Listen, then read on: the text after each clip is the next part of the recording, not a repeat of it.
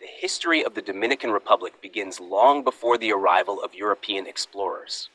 About 13,000 years ago, the first indigenous peoples settled on the island of Hispaniola, where the present-day Dominican Republic is located.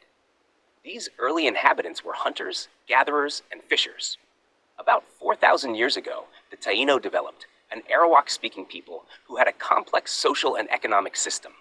They cultivated maize, beans, and yucca, made pottery, and lived in village communities led by caciques, or chiefs. In the year 1402 after Christ, Christopher Columbus reached the island on his first voyage to the Americas. He named the island La Española. Colonization by the Spaniards brought dramatic changes. Diseases, forced labor, and military violence decimated the indigenous population almost completely within a few decades.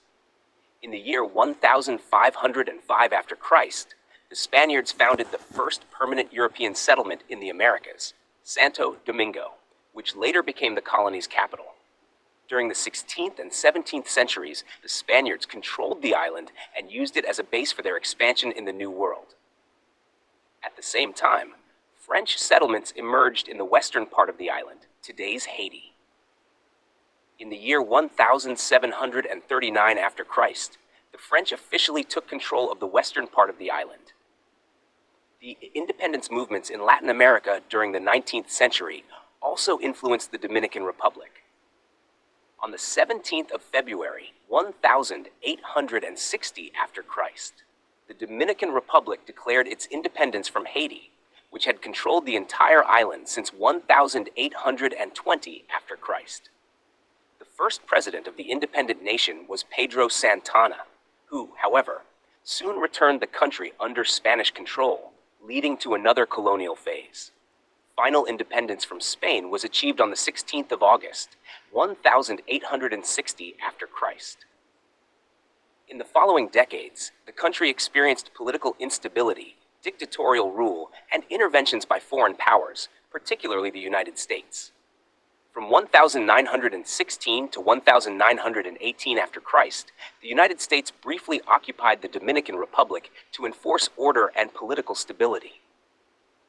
In the 20th century, authoritarian leaders such as Rafael Leonidas Trujillo ruled from 1930 to 1960 after Christ, whose dictatorship was characterized by political repression, violence, and economic control.